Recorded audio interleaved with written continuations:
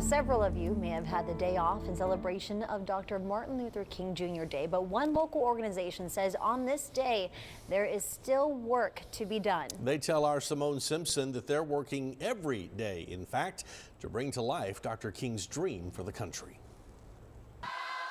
This is a non-violent protest. We're depending on moral and spiritual forces.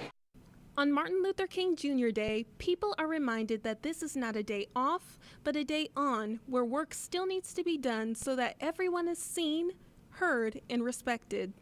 Nancy Wessendod, president and CEO of the YWCA Corpus Christi, lives by this mission and was already acting on principles that the YWCA valued. I got involved with the YWCA through a blind ad in the newspaper for a small nonprofit. No idea what nonprofit that was going to be.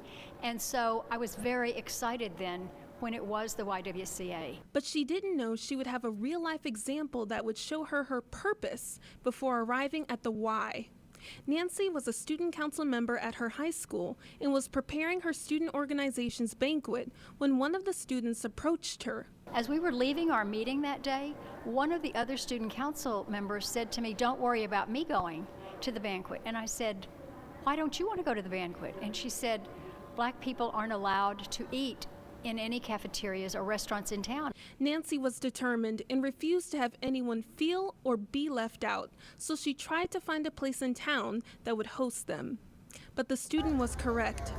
But instead of isolating the student, So we had our banquet in the school cafeteria, and we thought we made such a statement.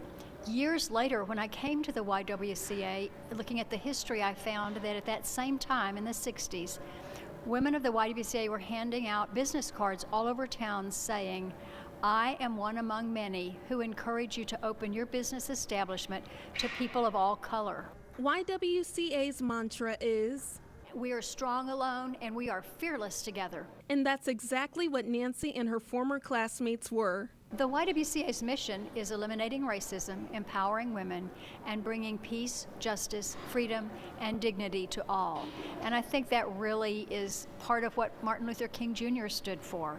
Simone Simpson, 3 News.